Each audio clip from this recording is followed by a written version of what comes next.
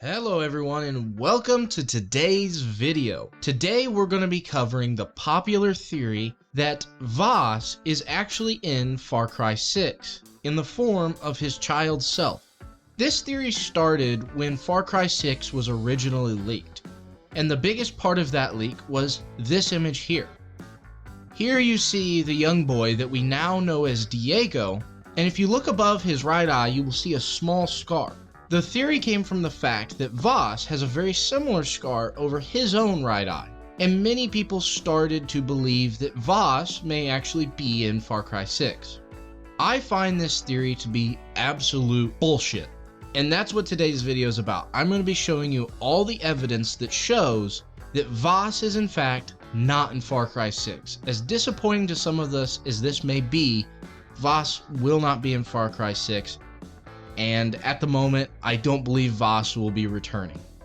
The first reason I have for why I believe this theory was honestly a little bit questionable from the start is the fact that if we look at a scar above an eye, it's a very common scar. Many characters from many different genres and medias have had a small scar above their eye, and that's simply because in real life, it's a very easy scar to get. For someone who's in a fighting situation or something like that, hitting yourself around your eyebrow is a very sensitive place, and typically if you get a deep enough cut there, it'll leave a pretty good scar because that tissue has a little harder time growing back than other tissues on the body do.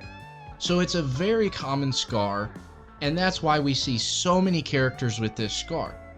Just looking at these two scars and saying, oh, they're similar, to me doesn't say they're the same because of how common a scar like that can be. Any number of people could have a very similar scar like that and get it from any number of different ways.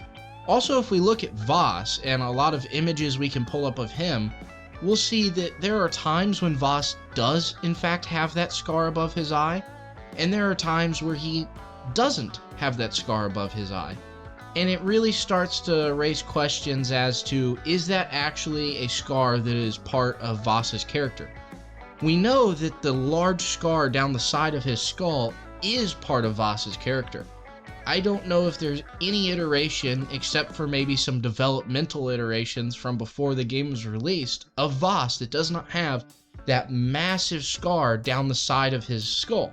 That, if we were to pull a scar, would be the one to pull to say, this is Vaas. It is a scar that is very unique, and you don't see a lot of characters with scars like that, especially with Vaas with his partly shaven head. You see that scar. It is a very forward part of his image. In fact, he most of the time turns towards you in a way that shows that scar off. The developers wanted us to see that scar. They didn't do that with the small scar above his eye. Occasionally we saw it, occasionally we didn't, and most of the time it wasn't the most recognizable scar. All this was what I was originally using as evidence when the leak came out that this is probably not Vaas. And this is before we even knew Diego's name, before we even knew who he was. We only had that image of Anton and Diego, knowing nothing about them. That's when this theory surfaced, and this is what I thought when I first saw it was, no, it's just not concrete enough.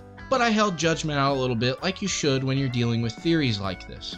Then, when we finally got the premiere trailer for Far Cry 6, it kind of put the last nail in the coffin on this theory.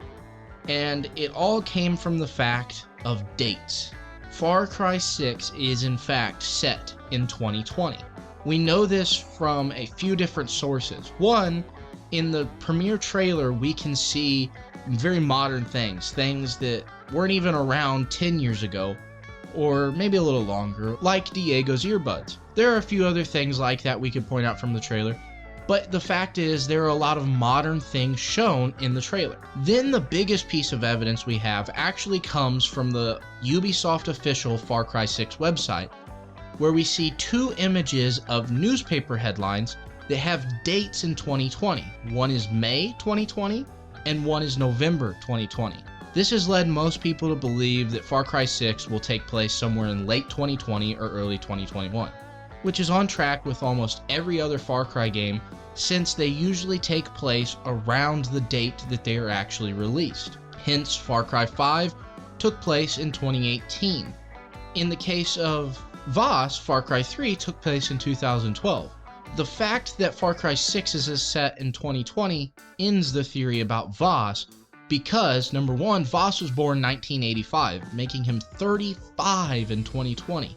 Way too old to be Diego, and he's dead. He died in 2012. He simply cannot be Diego. We can't even use theories of like he's related or anything like this because we're basing this off a scar, not a birthmark or anything like that. If the developers really wanted to convey that this was Vaas, I think they would have used something more than just a small scar. There are many things about Vaas they could have taken and given Diego. One of the ones I thought of that I think would have been really good would have been some of Vaas's necklaces. If Diego had those, it would be very good evidence that this is Vaas. And it would make sense that as a young child, he would have those necklaces because simply Vaas would have carried them with him his whole life. They would have been important to him somehow. That's what you would use if you wanted to convey that this is a younger version of a character you've seen before. You give something very concrete and very identifiable to that character, not a small scar. I think this whole theory was thought up on the rush, and it's a little bit ill-conceived, to be honest.